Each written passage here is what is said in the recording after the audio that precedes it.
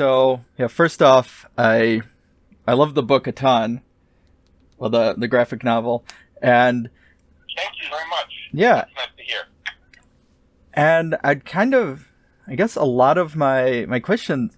So first off, I know it's written in the graphic novel itself, and it, kind of really in the beginning and the end. There's some little descriptions on it, but even in some of your other work and other mediums, there's a huge kind of comic book influence that you could see throughout. The Puppet Masters script that you wrote has, obviously a big comic book influence, and I just kind of want to hear about why or how you got into making this, because this is your first venture in, I guess, publishing a comic in itself. And then also, so I guess that first, and then we'll get into the rest. Yeah, I mean, all of the things that I do are things that I'm interested in. So, I'm into movies, and I write them, and I've directed a couple, or three rather, and I'm into food and always have been. I was a foodie since I was very young, and my dad was dressing me up in a little suit, a lowly Cassini suit, and we'd go to fancy restaurants, and I would have souffle and then cargo, so he kind of cultivated that in me when I was a child. And I made a living working in kitchens for about 10 years of my life, really just almost a full decade after I got out of college. I'm into music. I've released a bunch of heavy metal albums, some soul albums, the soundtracks to my movies. Mm-hmm. And so comics are no different.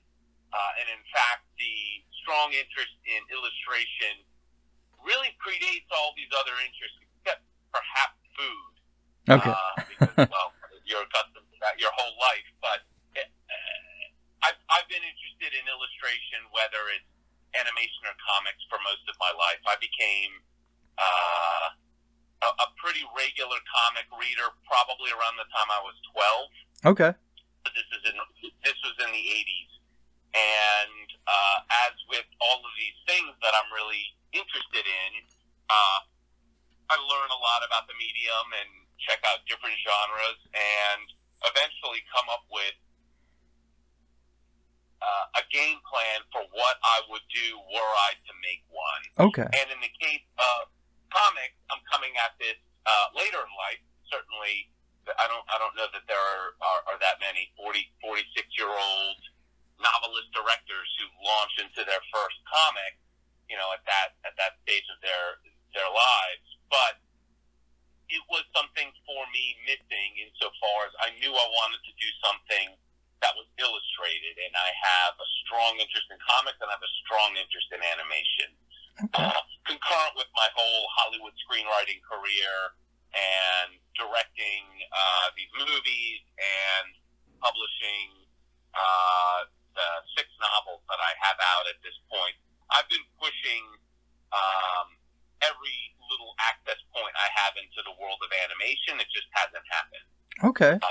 So that's an ongoing interest of mine. My apartment has a lot of original comic art and a lot of hand-painted animation cells all over it. It's just a huge interest of mine. So those are the things that I do. Okay. When I say that I'm not really into politics and don't follow it that closely, that's true. Most people think that's a dodge. But if I were really into politics, I would be involved directly with politics. Yeah. Like that's where I come from. Is the things I'm interested in, I pursue aggressively and at times maniacally, and explore those interests. And as it is, I have plenty of different interests that I'm exploring without stepping outside of those. Oh, wow. No, that's really interesting. And kind of even going back, it's funny because, at least as I'm getting older, there's that part of me, because I started out with kitchen work as well. And so it's this whole thing of, well, if I didn't go into this, maybe I would have went into do culinary school or stuff like that. So it's kind of funny in that sense. Right. but I was kind of interested. So with the forbidden surgeries of the hideous Doctor, is it Divinus? Divinus. Divinus. Okay, yes. And But it's a made up name. yeah. You're not gonna get corrected if you ask for the pronunciation. I'd say Divinus, sort of looking at it as a Latin thing, but it's fine any way you say it. Okay. So there's, without me spoiling too much, there's body horror elements, which I personally love, and it has the detective novel sense, but I was curious for this story. I know, different stories work better with different mediums and how they're told sometimes, and was this something that you created specifically for the comic, or was it an idea that you had and then it fit best in, I guess, the graphic novel comic medium? This was created to be a comic book. What happened was, sort of during the end of Dragged Across Concrete, I really started diving deep into pre-code horror. Okay. So this is the horror before, I think the comics code came in 1954 with that whole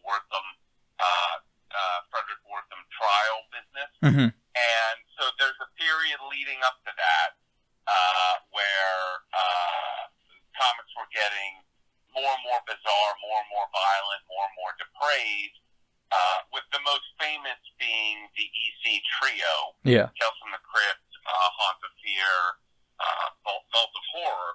But I just thought, like, there's going to be other comics from that period that are really good that are just lesser known.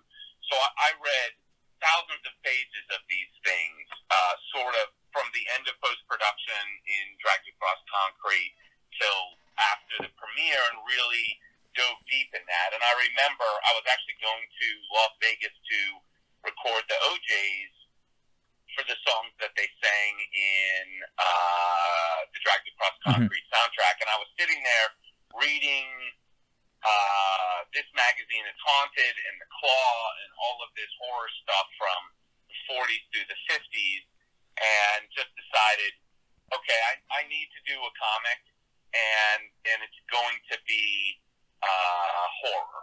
Okay. And then knowing that I wanted to do a comic and it was going to be horror, I came up with the idea of Forbidden Surgeries of the Hideous Dr. Divinus. I sort of had this character in mind for a while, the Dr. Divinus character, and then the story took a very different shape than I'd originally envisioned, and wrote it out as a short story. But that short story wasn't really meant to be read, even though it could be, as a short story. It was meant to be the blueprint for a comic. And when writing it out, I visualized it as I visualized a novel of mine or a screenplay. Yeah. But then after I finished reading or writing the story, I broke it down into panels and figured out how I would do the layout. So it was conceived to be a horror piece, but the writing process was very similar to whether I was writing a book or a script for a movie that I would direct, or a script for a movie that I would give to somebody else. Okay. It was visualize the story, get into the character's mindset, surprise myself regularly, like stuff that I typically do. Okay. And I guess that it was interesting reading it for me. So yeah, and definitely hearing this, it does have kind of that pulpy element and that connection to those comics, and being that I'm a huge comic book fan. And I know that what was interesting is, having read your scripts and then watched your work and read your novels, this, your work in such a, a wonderful way is always, it has kind of this literary sense to it. And felt so different because there was kind of this, while there's a lot of information given out, there's kind of this minimal quality too, of like that very like straight, that pulpy element that was really interesting in a sense. Well, cool. I'm glad I worked for you, and there wouldn't be a reason for me to do a comic unless I was taking advantage of the medium, and that's why I've had people ask me would I adapt a book of mine or a screenplay, and that's not I'm now entering my 13th month working on my second graphic novel, and will be done in another couple of months on this one. And it was perfectly timed, certainly with the pandemic lockdown, to have this much work to do. But this story, as was the case with the first one, are really conceived to be strong in this medium. Like, Forbidden Surgeries of the Hideous Dr. Divinus had moments that, as soon as I knew it was going to be a comic and I was thinking of the story, moments that were geared for, you turn the page and then there's this thing. Or you look at the next panel and it's surprising. Like these shocks and surprises and revelations. And at the same time, it would be difficult to make Forbidden Surgeries as a movie in some ways, or a show, as it really spans a really big time period of, completely different lands and fields. And I think that's something like those sort of big jumps all over the place are also something I think that goes down a little bit easier on the comic page. You just turn it and now it's, whoa, England more than 100 years ago. Oh, now it's contemporary America. And I think that sort of stuff is a little less jarring. In movies, they'll often change the color palette or music and do all these sorts of cues. But here it's just you're in it, and it's all unified by the drawing style.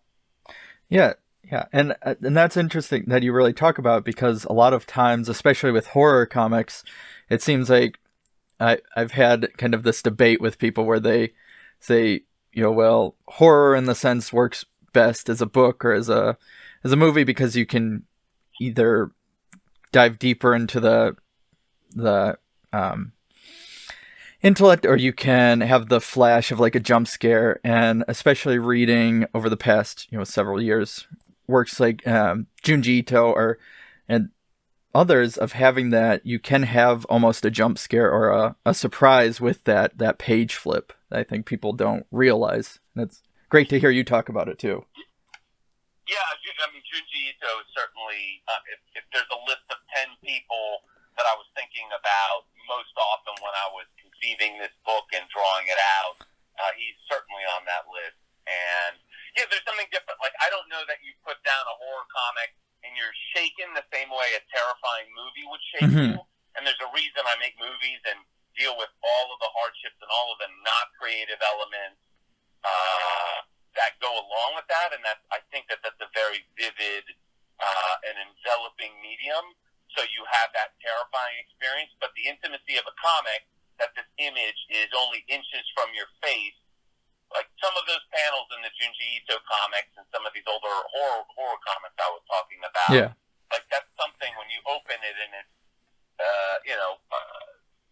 whatever, 15, 16 inches from your nose, and you read into it. I mean, and, horror works really well in books insofar as that works basically as well as your imagination and provides, because there's a lot of building there. It's a reason that, it's not that there have never been any works made of adaptations made of H.P. Lovecraft material that have been any good, but ultimately the core element of H.P. Lovecraft for me is he's giving you enough material for you to build the most horrific version of it and wonder at it. And once you visualize that and put a bunch of tentacles on it and make it CG, or even if you don't do it that way, it just, to me, is a different experience. Even if it's well done, it's not going to be the Lovecraft experience, which I think so much of what his work revolves around is giving you some information but not enough, and letting your imagination fill in the rest, which is all visualized for you in a movie or a comic. Like, I just don't think that kind of horror, his specific style and what he did, I think that will always be best written. Perhaps listened to, if someone were to tell those tales aloud, it could be comparably good. But outside of that sort of thing. But yeah,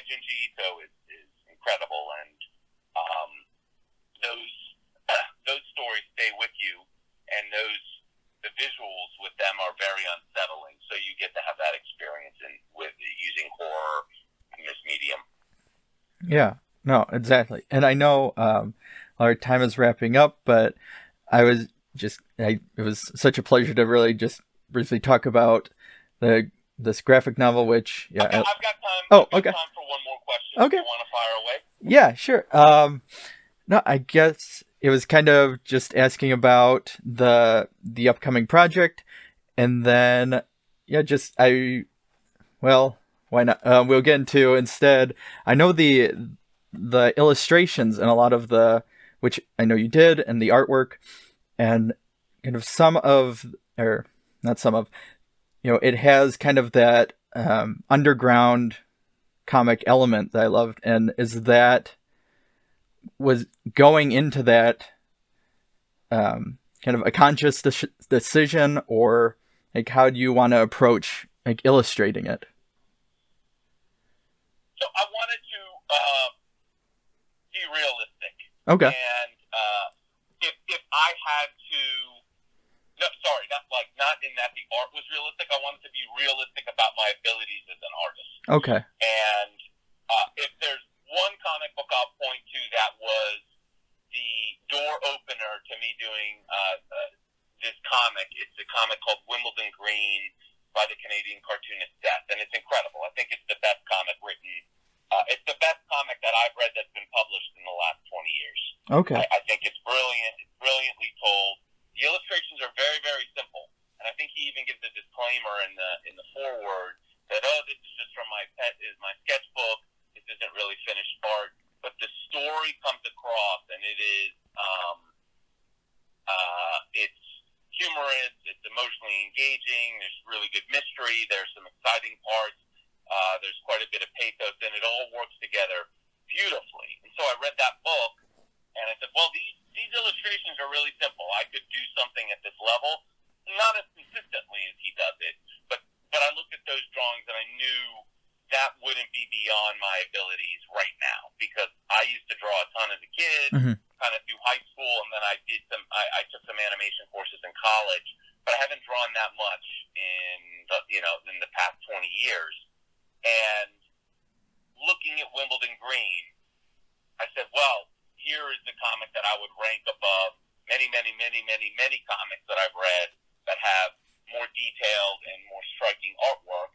He is using the right images to tell the story in a clear and immediate way. So that was my approach with Forbidden Surgeries of the Hideous Dr. Divinus. I knew I couldn't draw anatomically perfect people or faces or get everything right. I have some idea with perspective. I have some idea with anatomy. Though right now I've progressed enough in my second comic book that there aren't many panels I look at in the first one where I wouldn't change some stuff. I mean, this is the process of getting better. Yeah. Certainly the first books and the first scripts I wrote are not things I can carry around as proudly as more recent works. So I knew that I wasn't going to think the art's incredible at the end, but I needed some. The bottom line was I wanted a style that was easy to understand and that clearly told the story. And any additional qualities that came in with the art in terms of atmosphere, or for somebody to enjoy the piece as a piece of just illustration is great. But I wanted to tell the story clearly and come up with the right characters and icons that I could consistently reproduce to that end. So I didn't reach for the stars with shading and feathering and all, much more detailed rendering and things that I could have tried to do and would have not done well. And then I would have spent a lot of time trying to make my not quite landed artwork look great. So then it would have this sort of wonky quality of, he's really trying to sell us this stuff, but some of the fundamentals are off. So I embraced that some of the fundamentals are going to be off, and that the most important thing was telling the story clearly and immediately.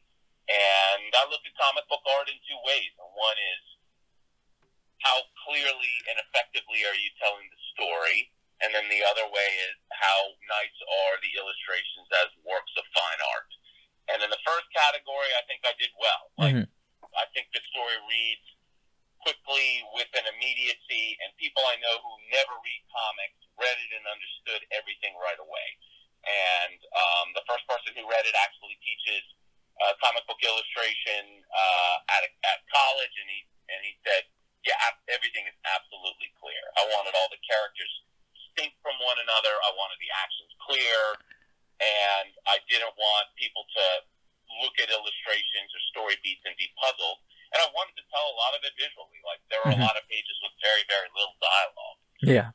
And then the second element in terms of it as illustration and work of fine art, like, I'm not giving myself high marks in that department. Like, there are, probably 30 or 40 panels of the, let's say, 500 in there that I'm